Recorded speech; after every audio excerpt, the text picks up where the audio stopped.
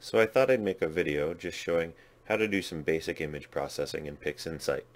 Nothing too fancy, just something to get our images going from their original form, which you can see on the left, to some kind of final form that you can see on the right. So for this video, I'm just going to be using a picture of Messier 51, the Whirlpool galaxy.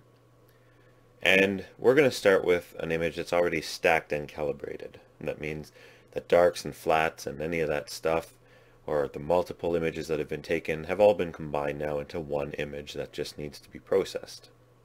I'll probably do a video at another time showing how to get from raw data to this. So first thing to do is just start from scratch, and we're going to look here at the interface for a minute. So in PixInsight, you have a lot of stuff here on the left, and if you hover your mouse over them, stuff will pop out. These are useful, but for now, let's not pay much attention to them. If they ever pop out because you move your cursor too close, just move your cursor away, they'll go away again. Also, you have a lot of things here along the top. Again, these are useful tools, but we're just going to use a couple of them for this tutorial. Finally, you have all these types of things up here, but the only one we're really going to be interested in for now is this process one, which houses all the different types of things that we can do to pictures to try and bring out the most detail that we can. So the first thing to do is to go File, Open, and to open up your picture. Now a raw picture is going to look like this. It's going to look like not much in the frame except for stars. Now here we can see a little bit of our galaxy. Some images aren't even going to show that much.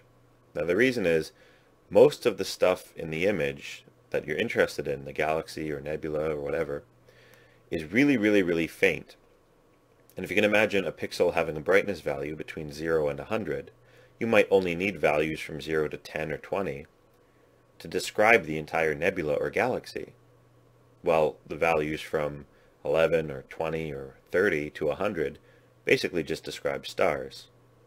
So that basically means most of our image data is not showing what we want our image to show. That's why it's so dark.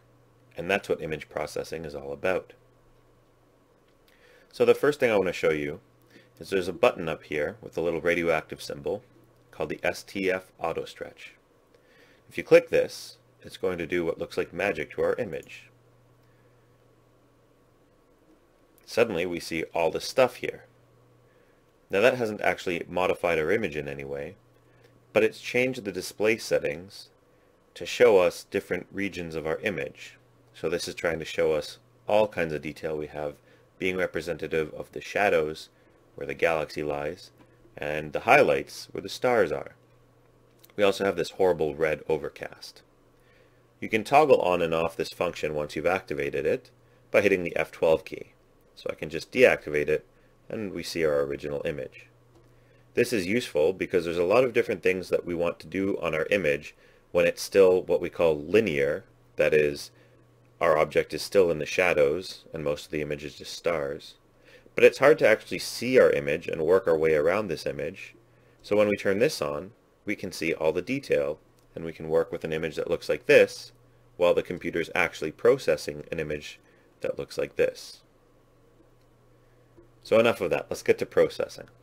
The first thing we want to do is we want to get rid of this strange box-like shape. So when we stacked our images, the alignment was not the same on all of them. So some of them go out to here and some of them go out to here, and it basically just means that, the camera or the telescope has moved sometime during the night, and when you align all the stars on top of one another, you get this weird mosaic thing going on.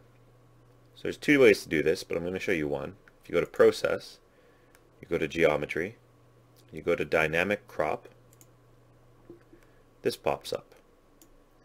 Now, if you click on the image that you want to crop, I find that the best way to use this tool is to hit this button here in the bottom right that says Reset. And now this thing pops up. It's very gray. And we can actually see that it's a box we move around, and we can resize it any way we like. So I'm just going to move this box and resize it to crop only the area of the image that I'm interested in let's say this, and keep all these weird boundaries out of my image. So then I go here to execute, the green arrow, and I click it. Works for a bit, and there we go. We're cropped. So we can close dynamic crop. And we still have this red haze we want to get rid of. So we go again to Process, Background Modelization, and we go to Automatic Background Extractor. It's best to use the Dynamic tool, but for now let's just worry about this one, because it's much easier. So what this is going to do is it's going to look at the image, and it's going to take care of any light gradients we have across our image, assuming that the background of the image should be color neutral. And so what we're going to want to do is go here to Target Image Correction. We're going to change our correction from None to Subtract, and I'll show you why in a second. And then here, where these funky shapes are, these are actually the OK buttons of PixInsight. We're going to hit the square, which is Apply. It's going to work for a moment, and it's going to give us two new images. One, which has the same title as our original image, but with this ABE for Automatic Background Extractor on it, and another that actually has the ABE with the term background. So if I use the same screen stretch button, we see it's just this ugly red, which is the same red we see here. And what this does when we hit Correction Subtraction is it models the background of the image, comes up with this ugly red, and it subtracts it from the original image, and it gives us this new image. And if I do the screen stretch now, much better. We have our neutral background, our galaxy, looks good. So we can close Automatic Background Extractor. We can get rid of this background because we don't need it. And we can either minimize or close our original image here. I'm going to close it. I'm going to say don't worry, because I have this file saved on my computer, and the only thing I did to it was to crop it and then do this background extraction. If I had done other things to this image, I would not close it, and in general it's not good practice to close your images. But for the purposes here, I'm just going to work on this one. So again, remember, this image is just this, but I've screen stretched it so it looks to me like it's this. The next thing we want to do on this image is we want to color calibrate it. That is, we want to make sure that the colors are accurate in this image. So what I'm going to do is I'm going to go here to this button, I'm going to click it, then I'm going to look for a region of sky where there aren't any stars, and it's just where I want the background to be color neutral, say here. And I click and drag, making sure not to enclose any stars, release, and I've created what's called a preview. Now another tab has appeared here on the side, and if I click it, I actually get a close-up view of that area, and I can see all this grain and stuff. Looks like there's a little star enclosed there, but that's not too much of a problem. So I'll go back, I'll click the tab and see my original image again. So I'm going to go to Process, Color Calibration, and Color Calibration. There's only two things to worry about here. Let's forget all these settings. In fact, they work well for most images you'll be dealing with. You have a white reference and a background reference. Now this happens to have some information in it from the last time I used it, so I'm just going to hit the reset button so it'll look fresh like yours. And the white reference basically asks for what image or region, and in this case I'm just going to leave it as the entire image, is it going to look through, figure out what objects in here are stars, and calibrate the color such that the average star color is white. Now that sounds weird because we know some stars are going to be blue and some are going to be orange, but on average the star color should be white. And that actually works out very well for most images. So I'm going to leave this as target image because when I apply it to this image, that's what target means. And this one here that's background reference is basically asking, while taking care of the stars and making sure they're average white, what area of the sky is a good representation of a neutral background to keep it color neutral? It would be silly to try and change the colors of the images to keep the stars white, but then you turn your black space into green. So that's why we've defined this preview here. So we can go here, click this little icon, and from the drop-down list select our preview and hit OK. And now when we apply this color calibration, it's going to be bound by our background neutral color and making sure that our stars are white on average. So we hit apply. And it's going to work for a bit. Doesn't look like much has changed, but there is a difference. So we'll close this. We can get rid of this preview because we don't need it anymore. The green box means it's the currently selected preview. So this button up here with the little X will delete the preview. And now we're back to normal. So now press F12 and remove the stretch. Because what we want to do is we want to stretch this ourselves. That is, we want to actually stretch it this time and change the image.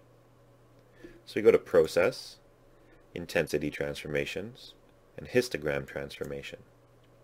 What this is going to do is this is going to map out the values of our galaxy to the image such that, unlike here where the bright parts of the image are the stars and the entire galaxy is dim, we're going to change the image so that the bright part of the galaxy is the bright part of the image and the dark part of the galaxy is the dark part of the image. So we have down here a circle with a hole in it. If you click that, a screen pops up that says Real-Time Preview.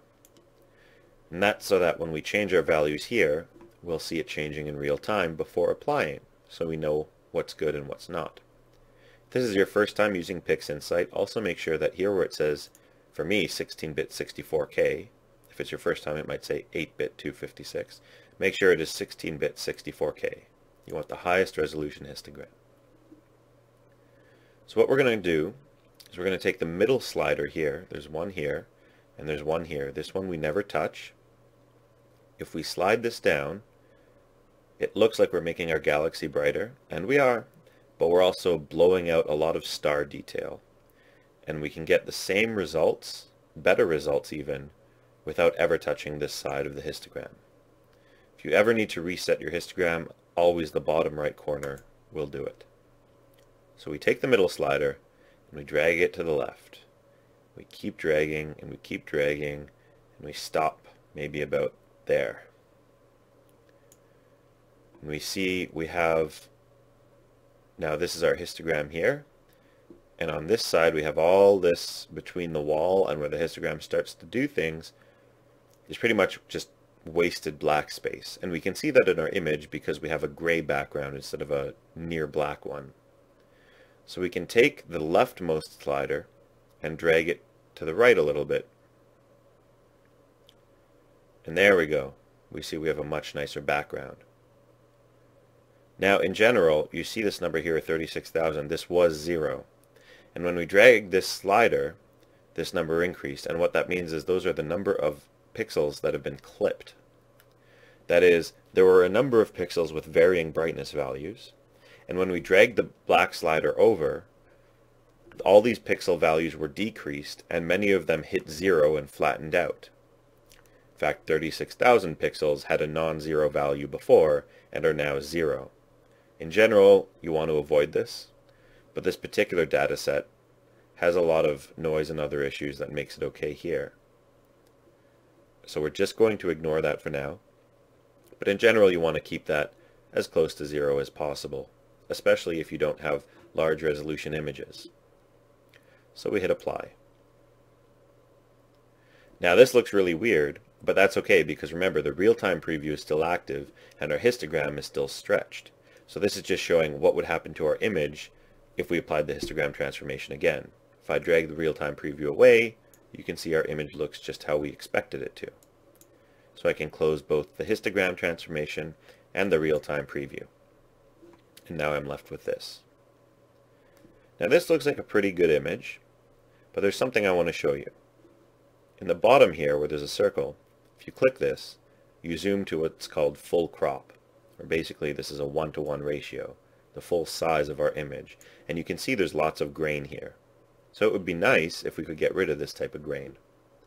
So what we're going to do, if you ever want to return to your full view, you can click this second button.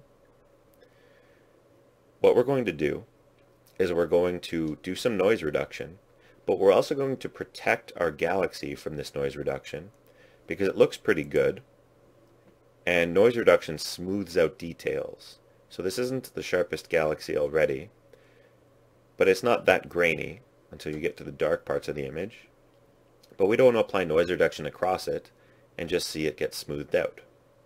So what we're going to do is we're going to go up here to this button, this rainbow with a gray thing on the right. We're going to click it. And what it's done is it's extracted the luminance. That is, it's for every pixel, it's ignored the color data, and it's just extracted the brightness. And so what we want to do with this is we actually want to invert the image by going to Process, Intensity Transformations, and Invert. And now we see this. And what we're going to do is we're going to click on the tab here, we're going to drag it over, and we're going to release it when it's on the tab here and that square appears by the cursor. Now we got this red thing going on.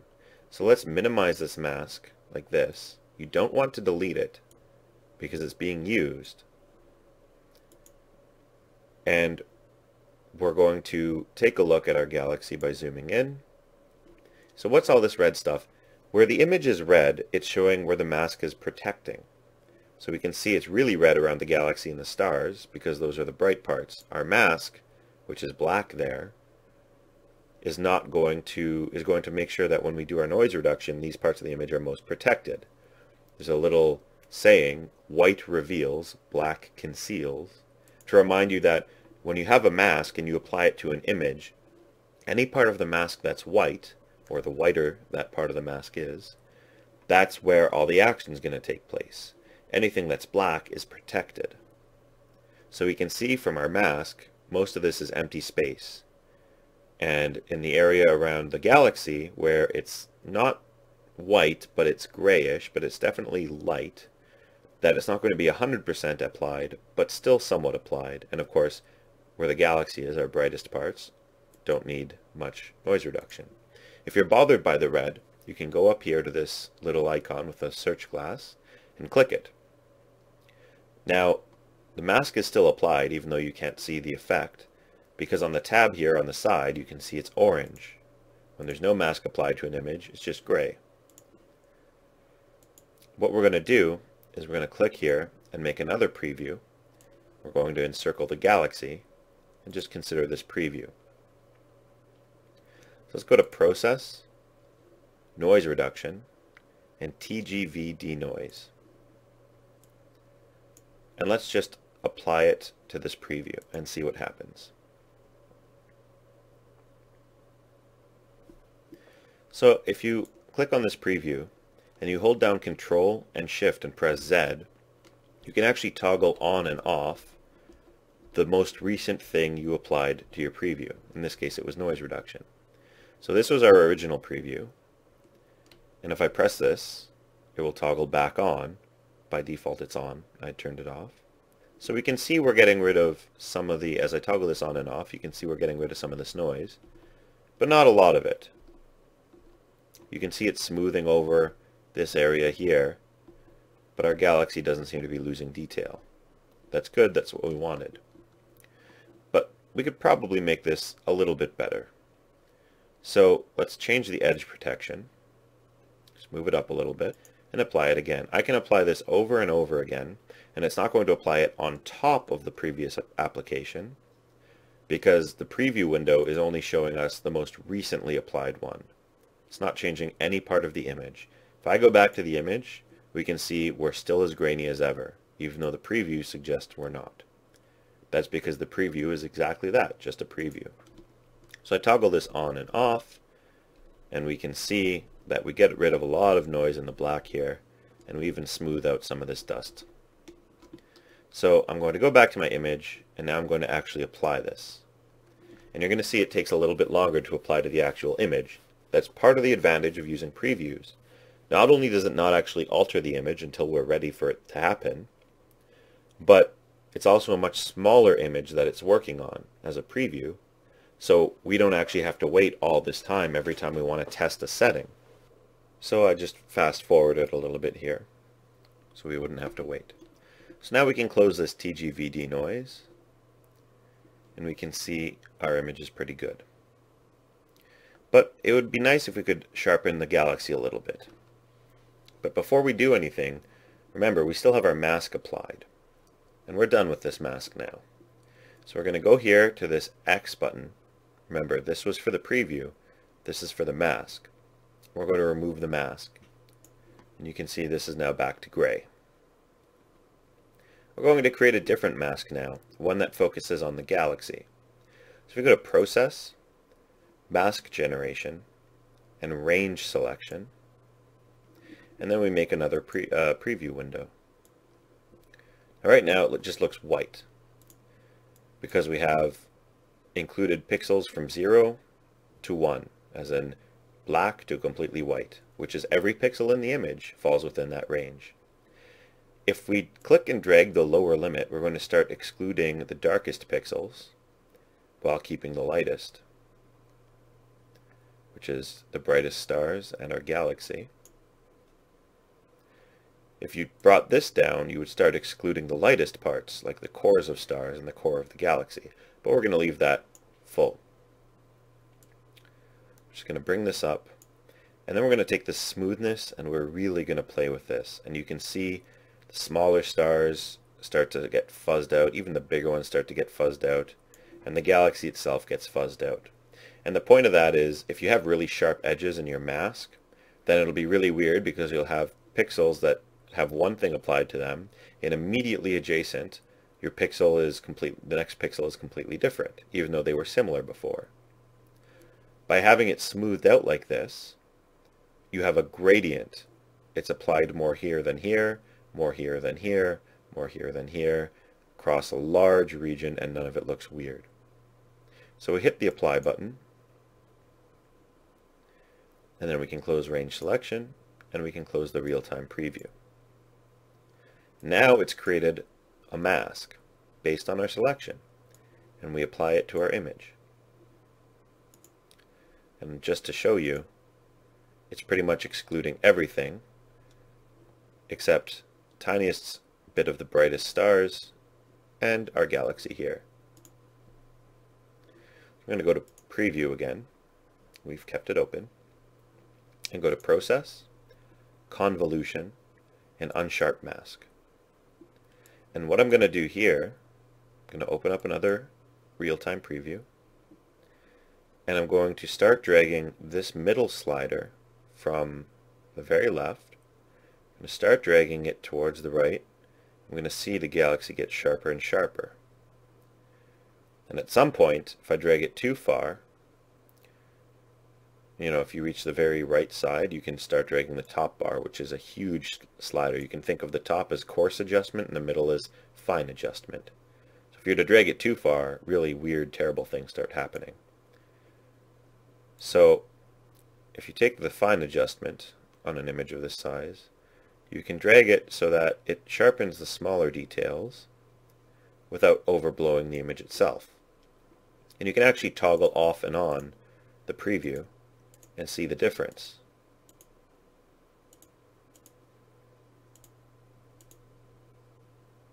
And you can see down here the stars have made kind of a black ring around them. So we'll activate de-ringing. And again, dark we'll take all the way to the left, and we'll drag it right slightly until these holes are filled in. We also want to make sure that we don't have our stars blown out a little too much. So we're going to drag the bright a little bit to the right, not too much, till the fainter stars are a little bit less than fully blown out. And we can see still we're making nice amount of sharpness with our galaxy. So then we can close the real-time preview. We don't need to apply it to our preview because we had a real-time thing going on. We can if we want. And we can see that it's nice. The reason why we used a preview for the real-time preview like this was because when you have the main image selected, the real-time preview is of your entire image, and you can't zoom in on it. That's why we used the preview, even though we had this real-time thing going on. But even here, at this scale, if I click it on and off, you can see some detail in the galaxy. It's just always best to work at full crop with this kind of thing, so you don't create any strange artifacts. So we're going to apply it to our image.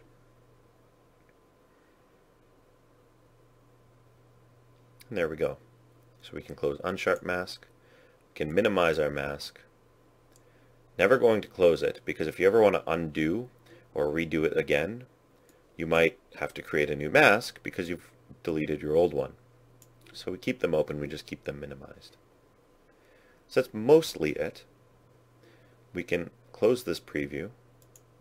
We can get rid of the mask and come back out to a full view. Now one more thing to play with is the contrast and the saturation.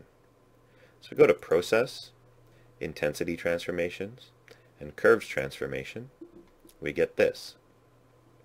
We can open up a real-time preview, and with Curves Transformation, under this RGBK for a color image, usually the way to increase contrast is to decrease in the shadows and increase in the highlights. Now, the extent to which you do this will depend on a lot of factors in your image. As you can see, even this type of increase and decrease blows out a lot of the galaxy. So we can reset it. What we're going to do is we're going to try and keep, because the galaxy is already pretty bright, we're going to keep the highlights pinned pretty close. And we're just going to bring down the shadows just a little bit. Maybe we can bring it down here. Sorry, wrong way. Bring it down here.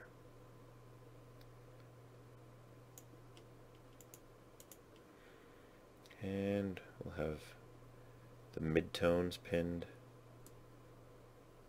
You can see we've just made the sky background darker. We don't want it completely black, and if you hover over an area that looks black, and you look down here, you'll see a bunch of numbers. Usually, if you've made sure to calibrate your monitor, anything between 0.2 and 0.5 is a good sky background. So we'll hit Apply.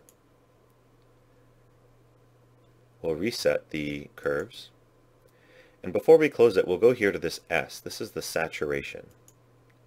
And what we can do is we can drag the curves to the left and see our saturation increase.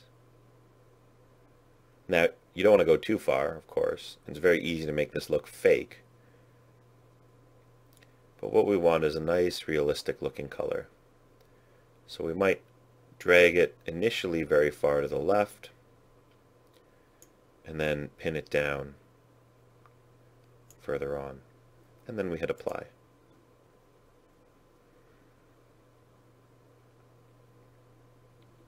Then we can close Curves, close the real-time preview, and we can see our final image.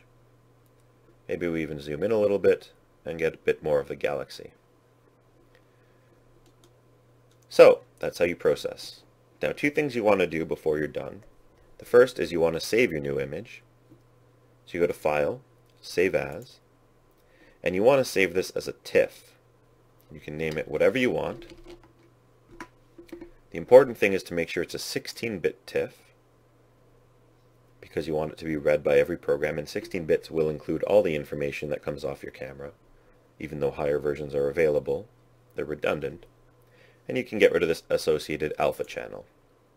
If you want, you can fill in this information here and hit OK. And the last thing you want to do is you want to save your project in case you want to come back and modify the image again, or see what you did to modify this image to learn for a different one. Or if you want to come back and start over and you don't want to recreate all your masks and everything you've done. So you can go to File, Save Project, click this little folder, find the place you want to save it in, name it here. You can fill it again, author and description. And the best way to do it is leave everything checked and make sure you have this Include All Workspaces checked and hit OK. And it will go and save everything. Then when you load up your project again later, it'll open up exactly like this, how you left it. It will remember the history of your image, so you can undo as much as you want. Even if you didn't save your masks as separate images, it will remember them. And so you can just work on your image again. So that's some basic image processing with PixInsight. There's a lot of different ways to do a lot of these things. Some of the things I showed you can be done better or with more advanced techniques or different techniques. But for now, we can leave it at this. In another video, I'll discuss different ways to approach noise reduction and other processing techniques, including star masking, that can make images really pop and make the most of your data.